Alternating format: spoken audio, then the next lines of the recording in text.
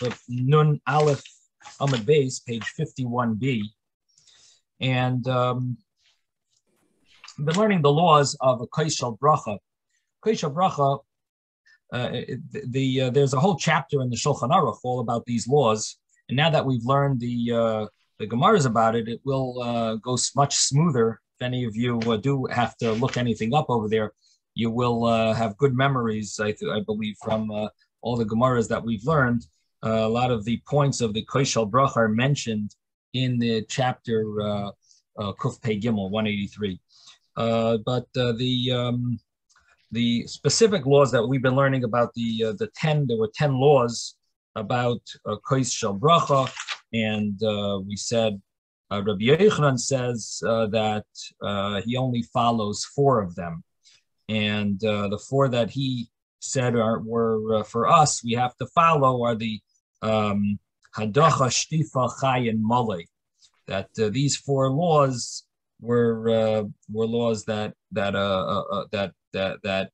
he felt were either more important or the only ones you have to keep at all. So there's a lot of discussion. Does that mean we don't have to keep the others, or why did he? Tosfos himself is bothered with the fact that Rabbi Yochanan himself seems to have kept more than the 4, because we see he asks a question about the Rishonim, the earlier generations, that they had a question about the left hand helping out the right hand. So Tosfos says, you see from there that Rabbi Yochanan himself did actually keep more than 4 of these rules regarding this Kaishal Bracha, regarding the cup. Again, we had all these laws about the cup, and the question is, so do you have to keep all of them or not? Rabbi Yochanan seemed to say that you only have to keep 4 of them. You know, that has to be full. It has to be either a complete cup or undiluted wine or new wine, and it has to be washed out from the inside, from the outside. So those type of laws. So Rabbi Yochanan said you keep those 4. And the Tosfos is somewhat bothered by the fact that Rabbi Yochanan himself seems to be keeping more. And he says, and you find other Amoraim also did Itor and Ituf, because if you look in the Gemara that we learned, we had Rav Papa was Ma'atif. He put his talis on. Rav Asi put some type of a hat, a turban, some type of a wrap on top of his head. Additional on top of, besides his yarmulke. So it sounds like the Amoraim did follow the other laws of these 10 rules of Kaishal Bracha. So Tosfos says, therefore, you should be machmer with the Kaishal Bracha, and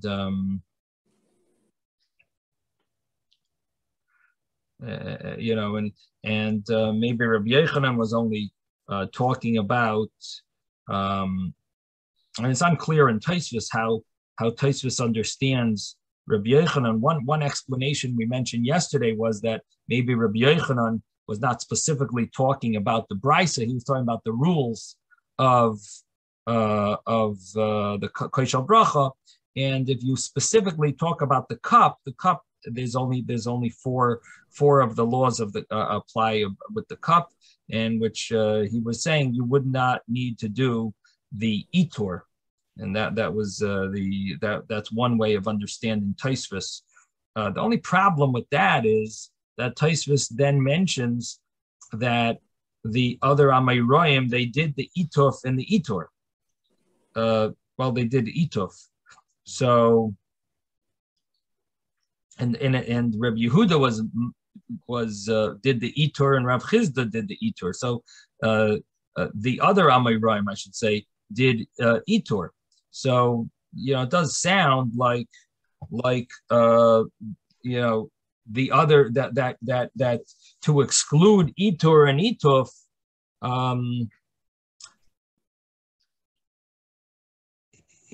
It definitely does have room. There definitely is room to do it because we find other Amoraim doing it. So what did Rabbi Yochanan really mean when he says only these 4? If he was excluding Itur, why? We find other Amoraim did Itur. and so if he's only talking about the cup, why is he excluding the itur aspect of the cup? In other words, itur meant to crown the cup with other cups around it, or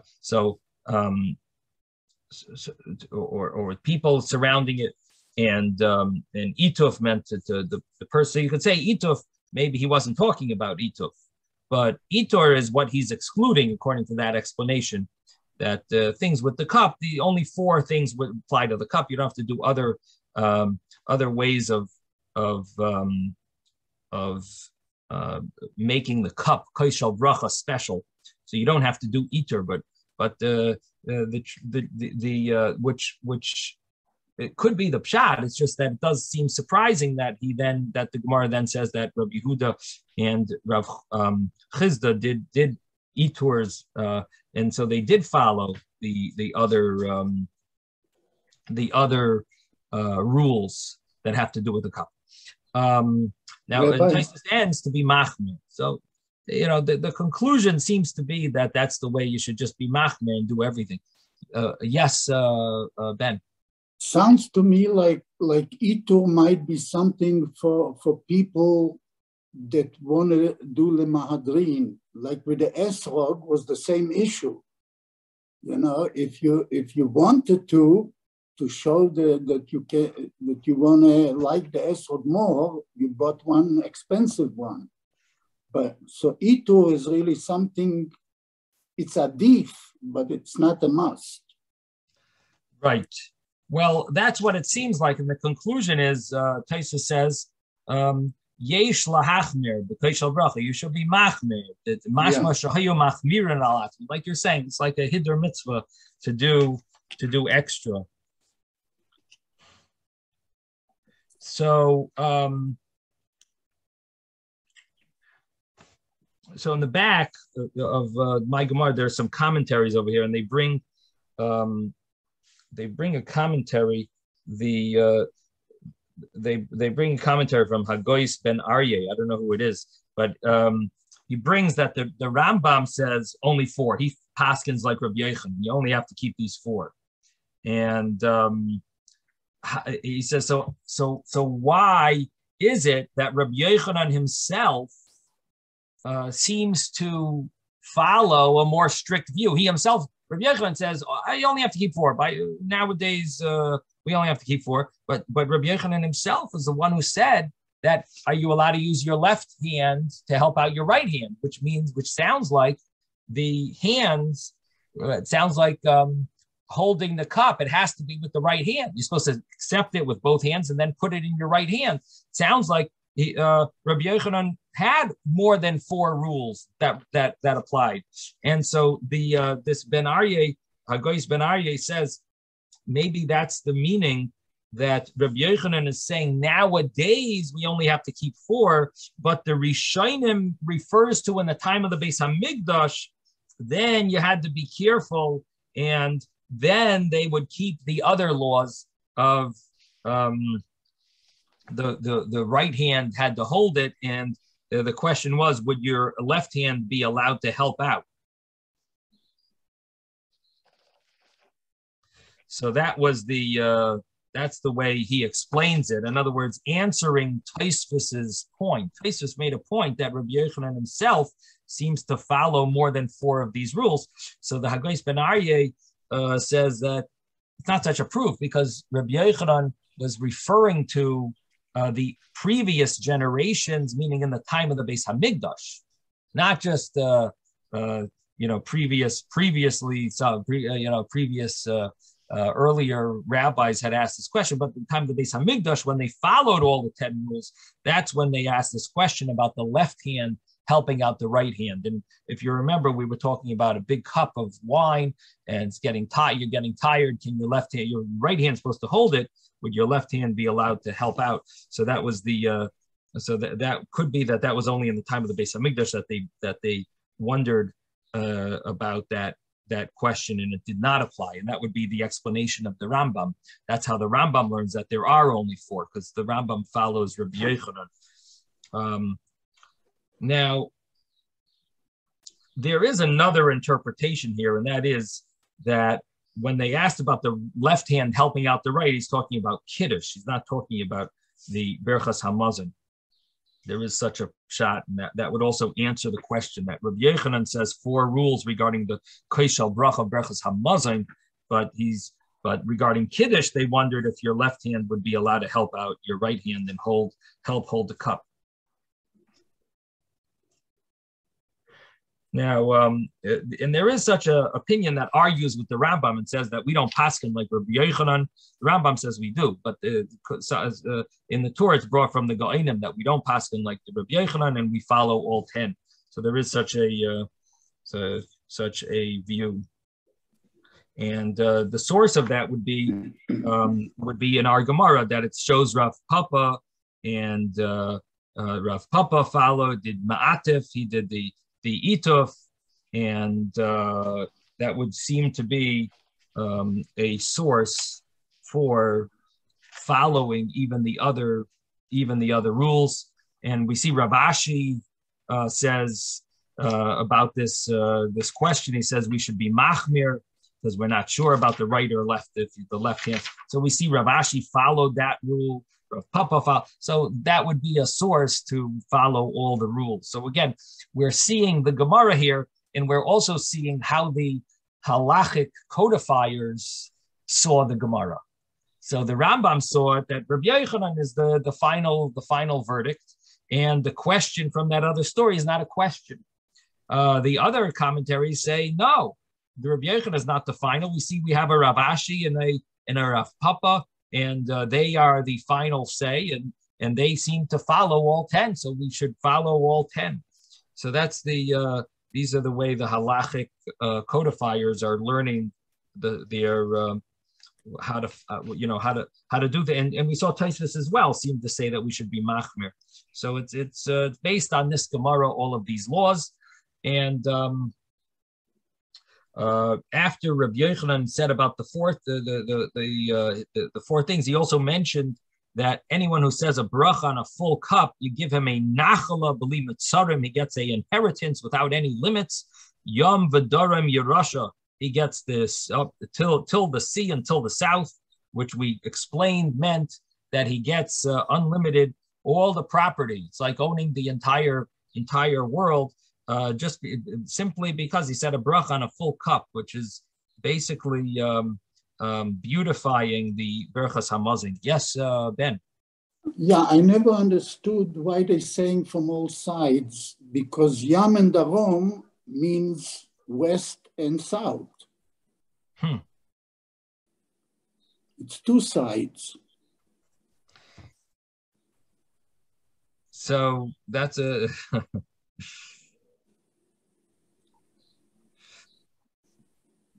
it's a good question. Yama is always west, and Darom is south. So right. I think here they're translating Yam to mean the sea, and Darom means the south. But you're right, Yam could mean the west. But here, I believe that the translation is until the sea. And what the emphasis is that you have all the land until the ocean, which means all the land. And all the land till the south means until it's inhabitable, until because of the desert. You can live all the way there till it's till you can't live, till you have all the property until it's not inhabitable anymore. That's where you own. Now, it could have said, what about north? But the thing is, in the north, you could live because you just have to wear blankets. In the east, south, too, you can live. What? In the east, too, you can live. Yeah, but we're not talking about, we're talking about the north and the south. Right. So the emphasis is the south, you can't live there because they didn't have air conditioning. So you just can't live. It's so hot. You can take off all your clothes. You're still gonna where Abraham was. That's it. So all inhabitable places. That's what it seems like. That's the drasha. Yeah. Okay. So the Gemara then said that you also inherit for having a kais mole. you inherit Zoicha v'Noichel, both worlds, this world and the next world. And we mentioned in Taisvis how he learns it from the Yud and the Hey, the letter Yud and the letter Hey, extra, because it says Yom v'Darim Yerasha. It could have said Rush. You inherit Yom v'Darim. Instead of saying Rush, it says Yerasha with a Yud and a Hey, an extra two letters. One letter symbolizes this world, and one letter symbolizes the next world, that you inherit both worlds. Now, and some people would tell you because you drank a cup of wine. So what that's this world, and you did a bracha. So you got both worlds in that by drinking that full cup of wine, having a full cup of wine. Now the next Gemara mentions the stories of the rabbis that follow these rules, these 10 rules, and what they meant. So it explains what they meant with these stories. So Rabbi Yehuda was ma'atrehu b'talmidim. It said he crowned the cup of koshel bracha with students, and which means he had his students surrounding the time of the bracha, which I guess means it beautifies the bracha. And Rav Chanan and Rav Chizda surrounded it with other cups of wine, which is interesting because we don't find people doing either of these things, the itur at all. You don't find people surrounding the person benching, or you don't find them putting these cups around. Even though you do find the people have this tray with some cups around it, but that's not for. They don't use that for the benching. They might use it for kiddush or something to make it easier to pour the wine. So and they also don't pour the wine beforehand. So it does seem that we don't exactly follow the itur, the crowning law, which is interesting to look into. I wonder what the reason we don't, not customary to follow this. And we also mentioned that there are two versions of the Gemara, exactly what this meant, that Rav Chanan says bechai and beberchas ha'aretz, something that they would do in the second bracha of benching. When you were benching, you would add wine from those surrounding cups to the main cup, or you would dilute the wine during the second bracha. And the emphasis was that emphasizing how great the wine of Eretz Yisrael is. And possibly that's, even if you're not diluting it, maybe that's the reason, according to the other version, that you would make sure to have undiluted wine surrounding the cup of wine that you're making kiddush on. And the undiluted wine would be wine would be possibly, it's emphasizing the fact that Eretz Yisrael is blessed with such a strong wine, such great grapes, that they make such strong wine that this is the wine from Eretz Yisrael. So one of the thoughts that comes to my mind is maybe the reason we don't do these is because maybe for many generations it was very hard to get wine from Israel. And the emphasis here on the itur, according to at least the final discussion in the Gemara, was something to do with this wine of Eretz Yisrael being so special. So maybe maybe it was hard to get wine from Israel. Maybe that would be a reason. I'm just throwing a thought there. Maybe that would be a reason why it's not so. It wasn't so. It's not customary to follow this because we didn't have wine from Israel.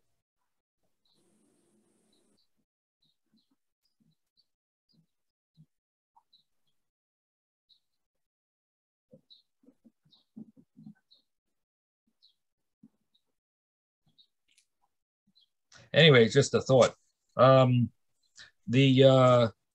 The Gemara afterwards mentions about the ituf that Rav Papa put on a talis, Rav Asi put on a turban, and we did mention that the source of wearing a hat and jacket would be seemingly connected to this story, and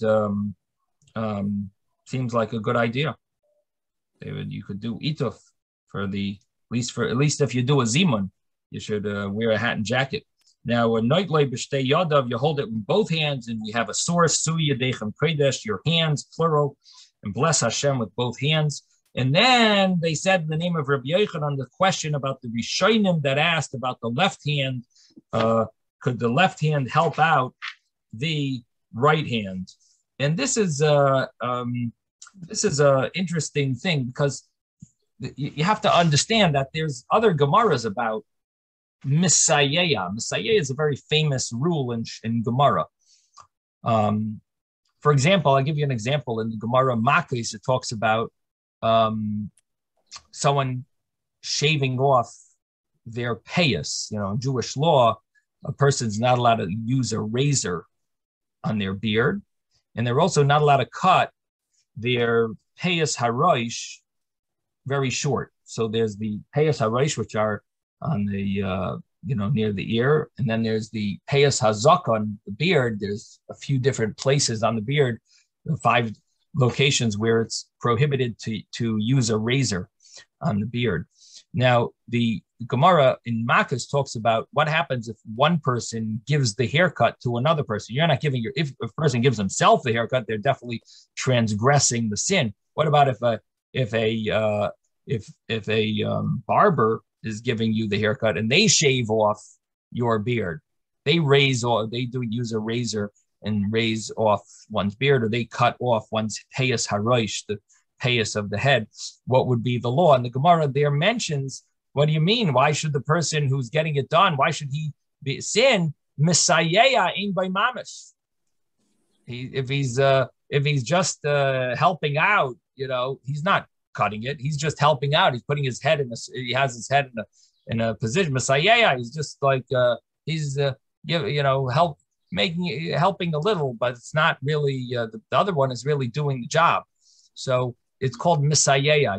You're helping out a little. So the Gemara over there talks about that he would actually be punished if he helps physically. If he actually physically helps him. Misayeya. It talks about that rule. So this law of misayeya is mentioned in other areas of Shas. One of the areas where it talks about is in Gemara Shabbos. It talks about the kohen is supposed to receive the blood of the sacrifice in his right hand. And the Gemara there says, what about if his left hand helps out the right hand? And the Gemara there says, left hand you're not allowed to use for avodah. It's puzzle. You're not allowed to use your left hand. You have to do the avodah, the service in Beis Hamikdash with your right hand.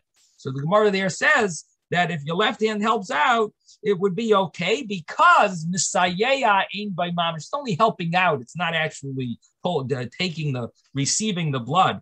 So the question would be, our Gemara says, we don't know if your left hand's allowed to help out your right hand for kiddush, for the mezumin, for the cup.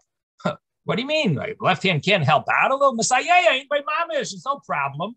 Even when it comes to receiving the blood, when you're not allowed to receive the blood with your left hand, but we say if the left hand is helping to receive the blood, it's okay, because the right hand is receiving it. The left hand is only helping out.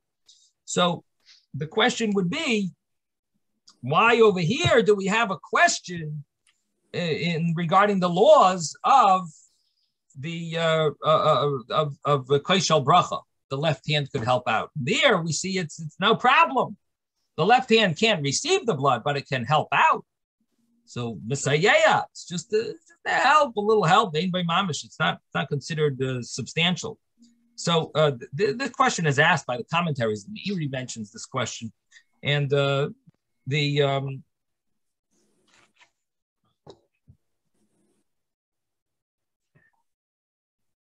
understanding is that even over there, it's not lechatchila. You're not allowed to do it. Preferably, it's just after the fact. It would be kosher. So that's why here it could be a question: would you be allowed to, when it comes to koshel bracha, would you be allowed to use your hand? Messiah ain't by mamish, but that doesn't mean it's acceptable.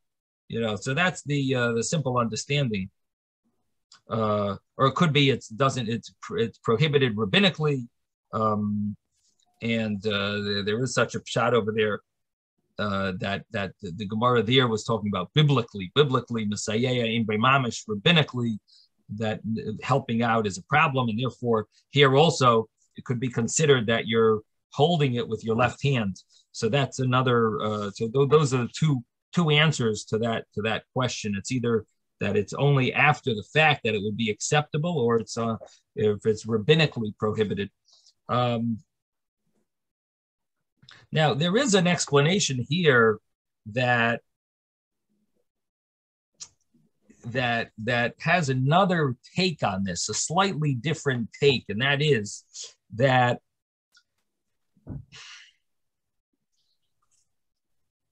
if your right hand is not able to hold it, because as Tosfos gives us these examples, it's a very large cup and it's a very long benching, or it's a long because it's a few holidays together, as Chodesh and Hanukkah and Shabbos, or it's a long benching because of the Berachas Nesuin, the Sheva Brochos. So whatever reason, it's too hard to hold. So in such a case, if you can't hold it with your right hand, then the left hand is considered also holding it, and in such a case, that is what the Gemara is talking about. But if it's not really a necessity, if you don't mamish need your left hand, it's helping out a little, but your right hand could hold it, your right hand is fine, then we follow the same law that it says in Shabbos, Messiah ain't by mamish. The left hand is not really doing anything. It's helping it lean on it, but it's not really doing anything. If the left hand is making it possible for you to hold it, that's when the Gemara has a question. Would you be allowed? That's the way he learns Tosfos. That Tosfos is specifically talking about a situation where you're not able to hold it in your right hand. Would your left hand be allowed to help out? And would that be acceptable? And but if your left hand is just your right hand is holding it, you're going to help out a little with your left hand. That would not be a problem. Just like we find in the laws of receiving the blood, that the right hand is the main hand that's holding it. The left hand is just helping out. So that's another way of learning this. Yes, Rabbi. Yeah. It would seem to me that a person who is naturally left-handed would also benefit from, since he's obligated to hold the kos in the right hand, which is his weaker hand, he might be more inclined to want to use the left hand to help. Right. It seems that a lefty does not use his right hand, but uses his left hand. And therefore, he will have a strong hold on the cup, because for a lefty, that's considered his right hand. Okay. And is that clarified someplace in the Gemara or only in the Shulchan Aruch or Mishnah Berurah? Well, it's definitely talked about. I don't remember where I saw it. The problem is I see a lot of stuff. Let me think for a second. Let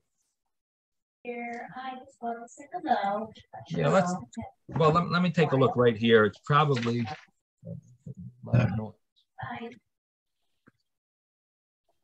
Okay, let me just see if I could find it right here.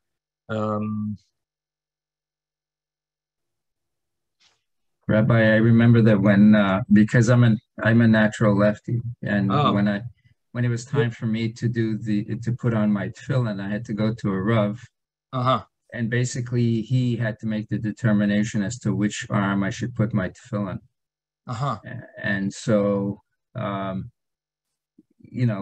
because at the time I used to write with my right hand, he made the determination that I should put it on my left hand, even though my left hand is the stronger of the two. But there's a story behind that, in that where I went to school, people that were left-handed, and the school was not a Jewish school, were considered to be possessed by the devil. And so therefore they basically smacked it out of my hand to force me to learn how to write with my right hand. Wow. So you're not naturally someone who writes with his right hand. You were now taught, I am, but now you got used to it.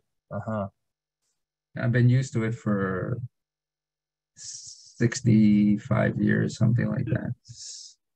Wow. A whole new form of conversion so the therapy. whole point, yeah, a whole new form of conversion therapy. Yeah, you can thank the priests and the nuns for doing that, but that's in a different story altogether. Anyway, the point was that there is a precedent there as to which hand, that the left hand, if in fact it's your stronger hand, you could use and pick up the cup with that hand, in your stronger hand. Right. Well, I do know that there's a lot of discussion about it with tefillin, and even within the Chabad Rebbes, there was, I believe, there's one opinion from the Alter Rebbe, and there's the Tzemach Tzedek, who actually disagreed and changed the ruling. And I think from the Tzemach Tzedek, if I'm not mistaken, the Tzemach Tzedek said that it really boils down to writing, and the writing should be the final say. But I'm not a lefty, and I didn't really do much research into it. But there's definitely a lot to, and I do know that there are some people that put on both hands because of the suffix. I do know because it's unclear, and they're in some type of unclear situation, they actually put tefillin on both hands. And that gets quite complicated if they also do Rabbeinu Tam. They're putting twice Rashi on. And I don't think Rabbeinu Tam they put on twice. But still, it's as it is, it's quite, as you can imagine, it takes time.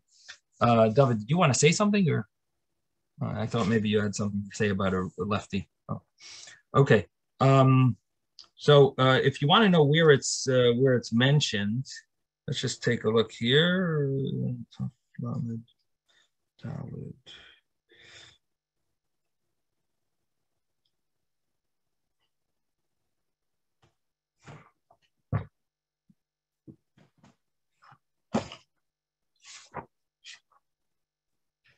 I wonder if it's regarding the laws of Karbonis. Maybe that Gemara in Shabbos might be a source about a lefty. But let's see over here. Makable b'shtei yadav. Oh, nightly biyaminoi. Hey, let's see.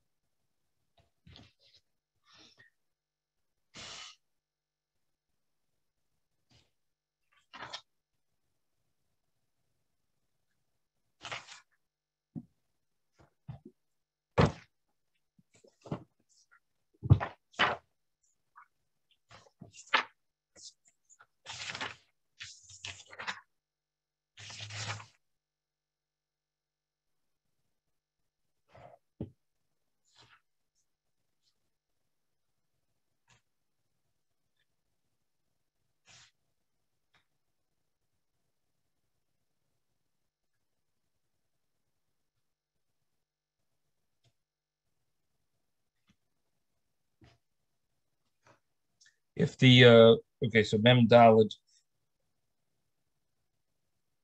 yeah. So it seems to be in the commentaries, but there must be a Gemara that talks a little about it. He brings down if the person who's doing the bracha is holding the cup in if he's a lefty, he holds the cup in his right hand, which is the left hand, which is significant by him, and he brings it from the Shibbolei Haleket, which is brought in the Beis Yosef, and in Shulchan Aruch it's in Sif Hey, and yeah, so it doesn't seem like this is. In other words, the Gemara probably doesn't talk about it regarding the bracha of Berachas Hamazon, but it must talk about it maybe somewhere else. But anyway, there are a lot of other sources to look up. For example, regarding tefillin, you could look up there in Shulchan Aruch regarding lulav. So you can look up. There's a lot to look up in Yisrael, and you could find if any of these places. And I think in Kodshim you might find it as well with regard to the karbonos, and see if there's. I'm sure sure we could do your research. You'll find some sources in Gemara. Okay. That's clear. Thank you very much. Yeah, I wonder if he cuts the challah, depends what hand he holds the knife. Right. Okay, so all I know is if he's a mayal, I hope he holds it in his better hand. That's important. So the Gemara concludes that we go l'chumrah. And we don't know the answer to this question if the left hand could help out the right, but we go l'chumrah. And we discussed yesterday about what's the why should you go l'chumrah if it's really a rabbinic law? Why should you go l'chumrah? And things that are from the rabbis, we could be lenient. So why should you follow why should you have to keep this extra chumrah? The left hand can't help out the right hand. So he says, so we said a few points. One is that hidur mitzvah, because of hidur mitzvah, to honor the mitzvah, you should be machmir. Or another point we said was that the chumrah is when it's not the fact that we are more normally lenient is when there's a loss involved or a tircha, and here it's not a tircha, it's not a loss. Here it would there's no reason why your left hand should help out, so therefore you could be machmir. In other words, the whole chumrah of the fact that the fact that we normally go lakula is not a blanket rule. There's a reason for it. That there's no. In other words, there has to be a reason for it. There has to be a purpose. It's going to make it easier for you, and it's a loss. But otherwise, even for a rabbinic law, we would be machmer, which is an interesting point, because it really changes around our whole perspective of rabbinic laws and the rulings of rabbinic laws, that if there's no loss, you should be machmir. Now, the other point is that when it comes to praise of Hashem, you're supposed to be machmir, and that would be another reason for being strict. Okay, so I should mention there is a discussion in the commentaries about what does it mean, suffix? What does it mean when you're not sure? Not sure, it could be a not sure what happened, or not sure could be not sure of the halacha.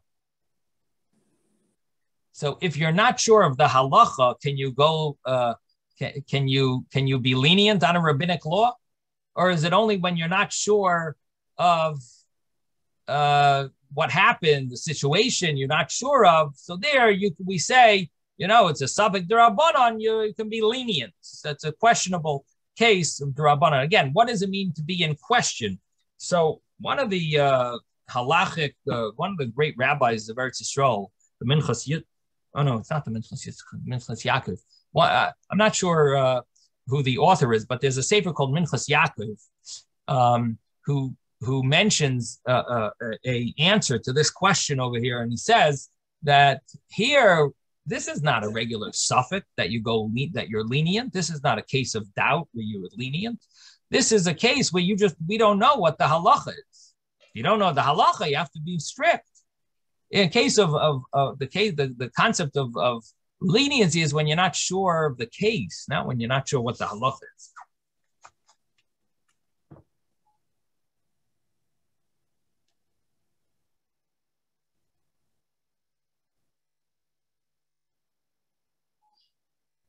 So that's an interesting point.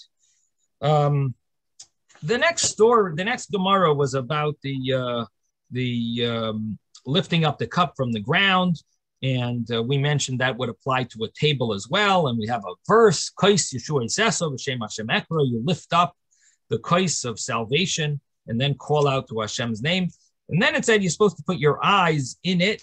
And the reason for that was, you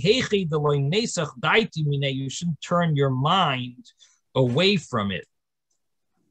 And turning your mind away, we said, either meant turning your mind away from the wine, or turning your mind away from the cup. In other words, you're supposed to see the wine or see the cup. But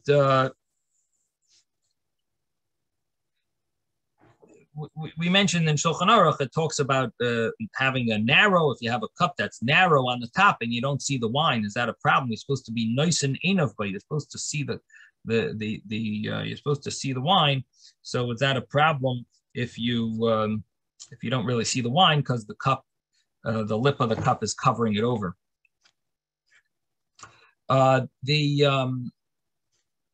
Gemara then mentions this story.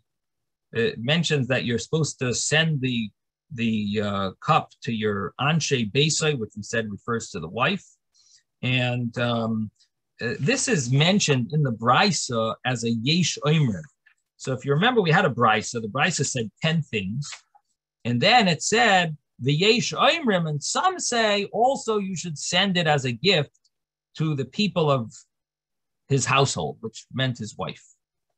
So the Gemara then says that the Ula came to the house of Rav Nachman, and he broke bread, and he said the Berchas HaMazayin, and he gave the cup of the Berchas HaMazayin, he gave that cup after he benched, he gave it to Rav Nachman to drink from. Now Rav Nachman said, send it to Yalta, my wife. So Ula said, Rabbi Yochanan says that the fruit of the bitna shalisha, the fruit of the womb of the woman, is blessed from the stomach of the husband, and as long as you drink it, they'll get blessed. Your children, your wife, they're blessed from your drinking it. Uveirach pri bitnacha, it says in the verse, and bitnacha is masculine. So it doesn't say pre-bitna, it says pre-bitnacha, yours, and not the feminine, but masculine. So it means that it's good enough if you drink it, you don't have to send it to your wife. So the Gemara then said, we also have a brisa that seems to say the same thing. Rav Nosson says that the blessing of the wife, the children, they're blessed from the husband, literally from his stomach. And says Uverach pri bitnacha, doesn't say pre bitna, it doesn't say the feminine, it says the masculine. It means that they're blessed when he has this cup of wine, special for the blessing of it's a koshel bracha. So when he has it, she gets blessed. So in the meantime, Yalta heard this discussion, and she got angry, and she went to the storage of the wine, and she broke 400 barrels. And Rav Nachman said, let's send her another cup. So they sent her this other cup, and she says, and they told her, all the wine is considered part of the bracha, so it's good enough. And she said that from people that travel around, they say a lot of things, and old garments have lice. From old garments, you get a lot of lice. And what she was basically saying was, what you're saying, it's your words. They're not true. What you're saying is not true. This is not Koshel Bracha anymore, and that was her reply, her response. So that is the story. Very surprising story. Number one, that she would go and break 400 barrels of wine, and it's interesting also. What was Ula really saying? So, in other words, what was going on here? There seems to be an argument between Ula and Rav Nachman about sending the cup Koshel Bracha to one's wife. Ula seems to say you don't have to. Now, was Ula only saying you don't have to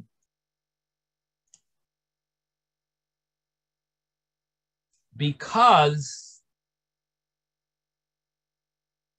there's a guest who said Berchas Hamazon, and he blessed the Balabayas, and when he gives the Balabayas to drink the wine, it's good enough for the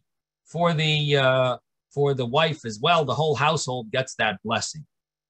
What happens if the Balabayas himself did the Berchas Hamazon? He benched, so he didn't give a bracha to himself of the Berchas. He didn't give himself a blessing with a harachaman, the special harachaman, special blessing that you give the host. If he himself did the benching, does he also not send the wine to his wife, according to Ula? Or in that case, he does send the wine to his wife? You get what I'm saying? In other words, it's a little unclear. Ula seems to be arguing with Rav Nachman.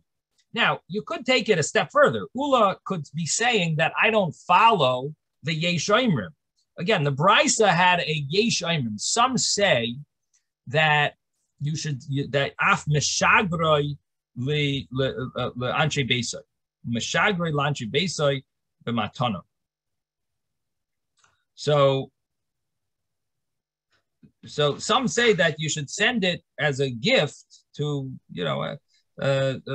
for blessing, send it to the wife. Now, does Rabbi Brisa says Yesh Omrim. So could be that Ula says we don't paskin like that. Rav Nachman said we paskin like the Yesh Omrim. Ula says no, we don't follow that Yesh Omrim. The bracha, the husband drinks it. You don't give any wine to the women, and that's it. They don't need the bracha comes from the men. And so Ula and Rav Nachman maybe are arguing who the halacha follows if they follow the Yesh Omrim. Or you could say that Ula agrees with the Yesh Omrim, but that only applies if the Balabayas says the grace after meal. If he leads the Zimun, then he sends it to his wife. But if a guest does it, then he doesn't have to. So there are two ways of learning this. Yes, Ben. Why didn't the Gemara say give it to your wife? Why does it say to Bnei Beito, to the people of his house? Because some houses don't have a wife. Maybe she passed away or whatever. You have to give it to the rest of your family. So what it seems like is... So nobody is really transgressing here a saying from the Gemara. Well, what it seems like the husband is also part of the family. So right. So what it seems is the terminology of Anshe Beisai, people of the household, is that the goal of drinking this is for the blessing of the household. So you send it to the wife because she is going to be drinking it, and somehow her drinking of it is sending blessing to the entire household. That's that. In other words, it's not for her. It's not for her alone. The goal is for the whole entire household. Her drinking it is for the household. That's why that's why it seems that they're using this term, that you're sending it to the Anshe Beisai, and it means the wife.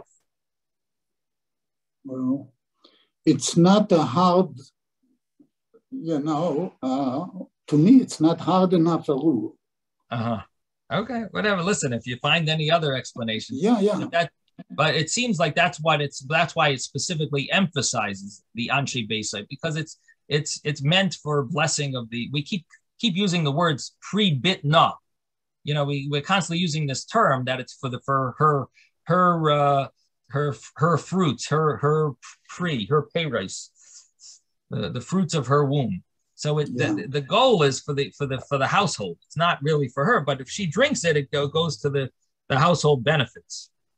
Now, the Drisha asks a question. Says, why did Rav Nachman tell Ula to send it to Yalta? Why didn't Rav Nachman just take it and give it to his wife? So he says it has to do with the fact that the oirech, the guest who does the zimun, he was the one who blessed the husband.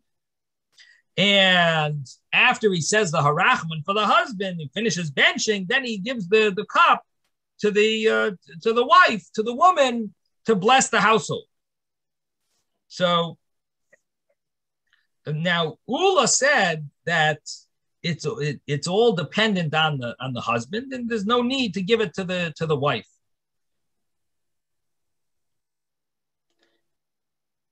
Now, the Mishnah Brura asked this question. Mishnah Brura is the one who has this question. If this would apply, would Ula argue if he's the balabayas? That Mishnah Brura asked it in the Sharat Tziyun. He says maybe Ula is arguing on the whole law that you send it to his wife, because since he drinks from it, everyone will be blessed. She'll be blessed as well. And therefore, maybe Ula holds you don't have to drink at all. The woman doesn't have to drink at all, even if the husband does the benching.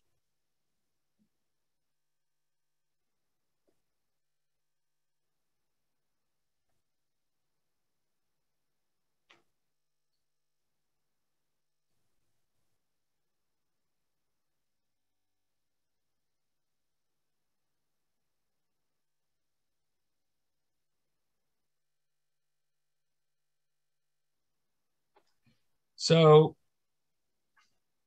the Shulchan Aruch says that meshagrei leishtay shetishta mimenu. The Shulchan Aruch says that you should send it to your wife that she should drink from it. And now Mishnah Brura says because through the koshel bracha she gets blessed, even if she didn't eat the meal with them. The woman will get blessed through this koshel bracha. And then he says if the guest blessed the Brochos Hamazon, he should give it to the balabayas.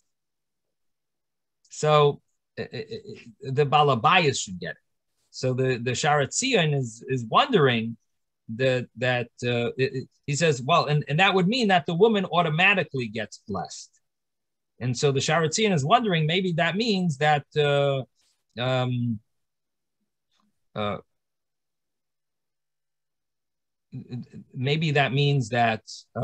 only when there's a guest you don't have to send it to the woman, or does that mean that always you don't send it to the woman? So this is a question that he seems to be the Sharat Tziyun seems to be concerned about, that it's a little unclear what Ula's official view, what his view is.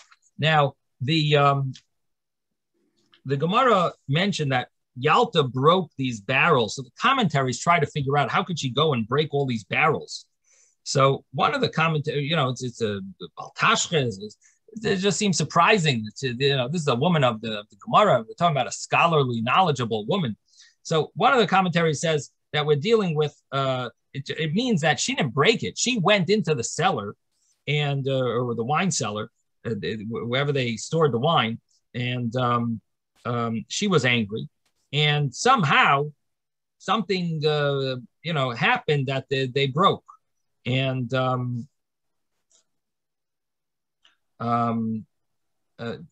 me read for you the term.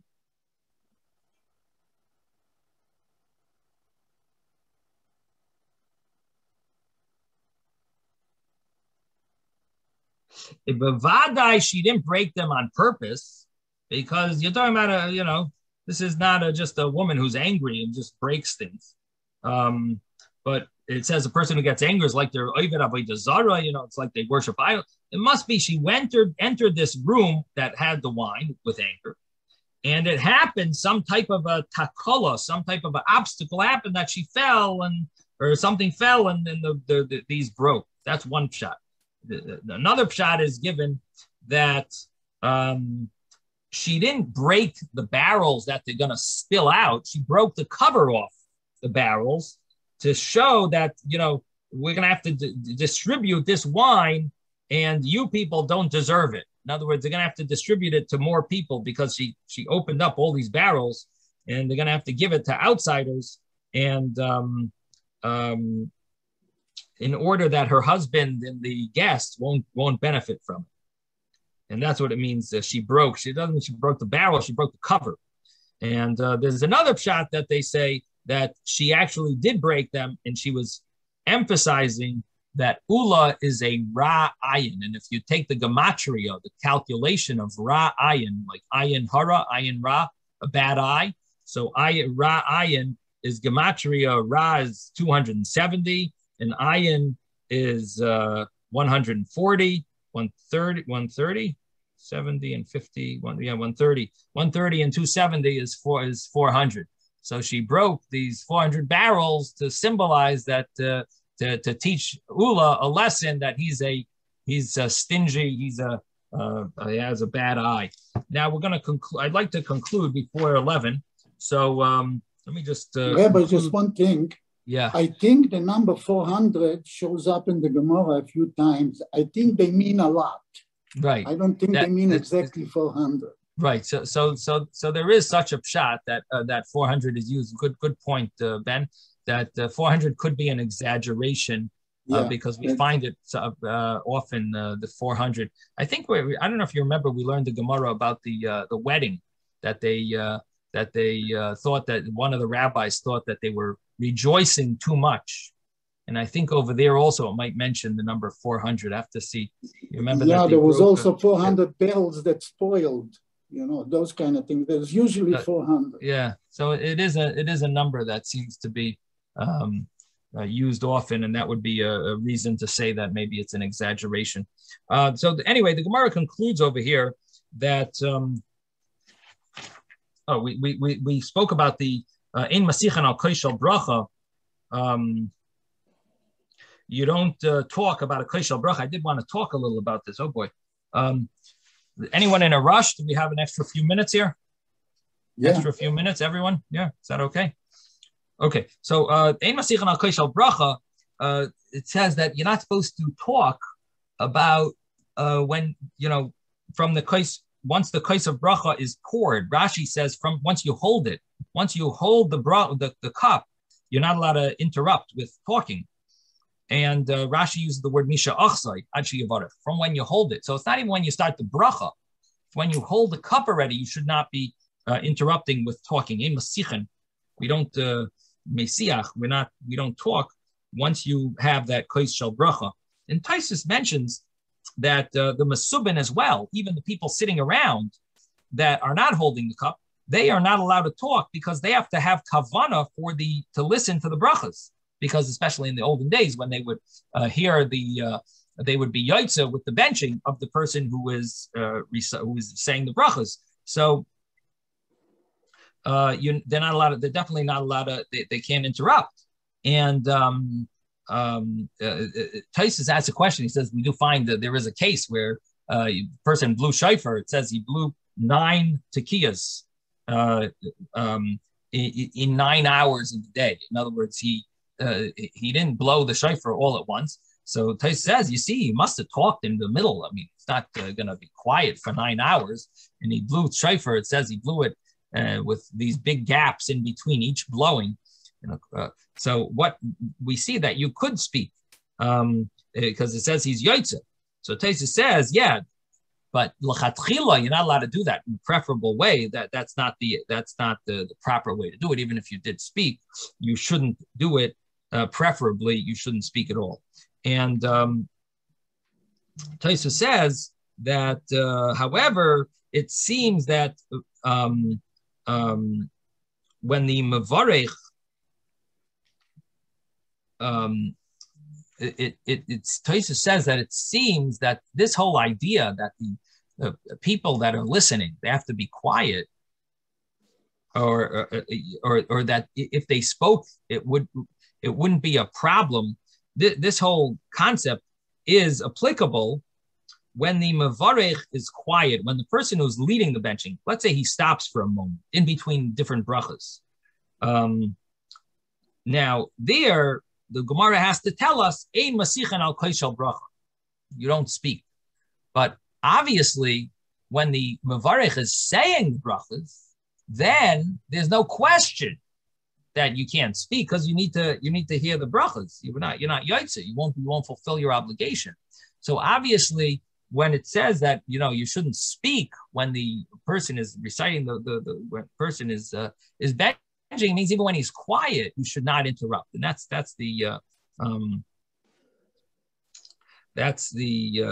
meaning of it. That it's when the person is not talking, when the leader is quiet, even then you shouldn't interrupt. Now the interesting halacha that comes out from this Tosfos is that it's brought down that Sheva brachos are really part of the benching, and it's really you shouldn't speak during the Sheva brachos because they are a continuation of the benching. This is an interesting halacha that many people don't know. That just like you're not supposed to speak when the leader is doing the until he says the bracha on the wine, you're not supposed to speak while you wait till he finishes benching. So the same thing would apply to Sheva brachos, that you have to wait till the bracha on the wine. Wait, at the end of the Sheva brachos, they recite the bracha on the wine, so you wouldn't speak in the middle, because this is all part of the Sheva brachos, and officially the Sheva brachos are an obligation on everyone. Everyone that's there is obligated to hear those Sheva brachos. So it would be now singing is not a problem. When they sing, certain brachas, they sing along. That's part of the Sheva brachos. But an interruption of talking, that's not really appropriate unless you need it for the Sheva brachos. Now the Gemara then says that Ein mavarchan al koshel peranos. You don't recite a bracha on a cup of punishment, and the cup of punishment we said was a kosh sheni, and that has to do with a superstition. That there used to be a superstition that had to do with the doubles. When you have anything in twos was a problem. It was considered superstitious, and therefore, if a person drank a cup. Now we're not makbid on this anymore because we don't find this to be a superstition, but there was such a concept that mazikin, different demons or issues that they were nervous of, and so the Gemara says that it shouldn't be the second cup. The cup that you bench on should not be the second cup, because that would be an issue of that could be a superstitious thing not to do. And the Gemara brings a brisa. Person who drinks kiflayim should make the bracha. It says likras alakecha. Hikan likras alakecha Yisrael, and this is not proper. This is you should prepare yourself for something special for Hashem, and this is not something special because it's a cup of punishment if it's considered zugos, the doubles, so pairs. Now the Gemara then says, and this is I think where we're up to Amar Rebavahu. So we are Amar Rebavahu, 3 lines before the end of the chapter, page 51b. 51b, 3 lines before the end of the chapter. Amar Rebavahu. Rebavahu says, some say we learned it in a brisa. If a person is eating while he is going,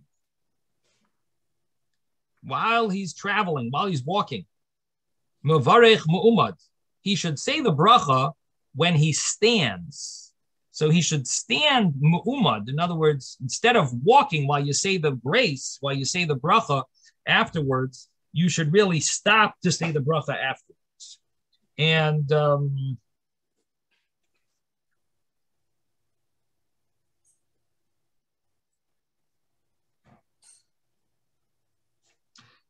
then it says, if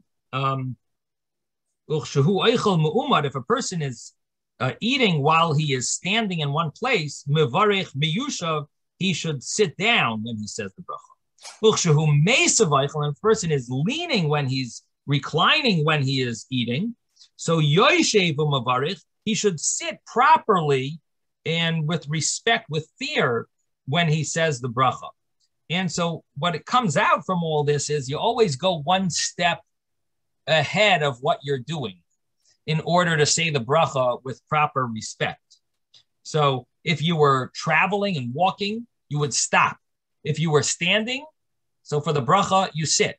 If you were leaning, for the bracha, you should sit straight instead of lean. And all of these things in order for proper respect for the bracha. And v'hilchasa, and the halacha is b'chulhu, and all of these yoishev u'mavarech, in all of these situations, really a person should sit and say the bracha. And Taisus says the reason is because Berachas Hamazon is midaraisa, because it's biblical. They were more machmir that a person should sit down and say the bracha and say the bracha properly. And Taisus brings interesting from a Rabbi Moshe Albert. Sounds like an American name, but Taisus says in the name of Rabbi Moshe Albert, he says that there's the pasuk says v'achalta v'savata uveirachta. V'achalta, you should eat. V'savata. Now v'savata, if you divide that word into two, it's divided into savata or shave ace. Shave ace means sit now or sit for a moment. And uveirachta and bless. Sit for the time and bless. So he has a teaching in the word of the obligation of benching that you have to sit when you're benching. This is the symbol that v'achalta v'shave ace uveirachta. I know it says v'savata, but he says you could read it if you divide that word up into two. It's like you should sit and say the bracha. And Taisus brings that interesting little insight that it could be hinted to in the actual wording of the obligation to bench. Yes, David. Yeah, they're speaking here about sitting for the blessing, but it's brought in other places about sitting while eating, because if you stand while eating, it's dangerous that you might choke. So I'm surprised that they didn't bring that over here. Yeah. Now, there is a lot of discussion. If the reason over here we're machmir is because Berachas Hamazon is biblical. So does that apply to the fourth bracha of the benching? Can you walk while you're doing the fourth bracha? Again, we just learned that you should sit when you're benching and sit properly. But does that apply to the fourth bracha? And also, does that apply to al hamichya? Because al hamichya is called a bracha me'ein shalish. It's a bracha that's a summary of the benching. So if you need to do it for the benching, would the summary of the benching also have the same rule? Because it's me'ein the benching. It's similar to the benching. It has an element of the benching. It's just summarized. So would it apply there as well? So these are talked about in the commentaries and in Shulchan Aruch. And now we can conclude Hadron Alach Shloisha Sha'achlu. We have made the chapter Shloisha Sha'achlu return to us. Mazel tov, everyone. Thank you for participating and learning this very significant, this parak, this chapter that has so many laws that are so important for us to know. And may we be able to merit and fulfill all the halachas that we learned in this chapter. And understand. A special thank you to you today. Thank you, Rabbi. Have a wonderful Shabbos, everyone.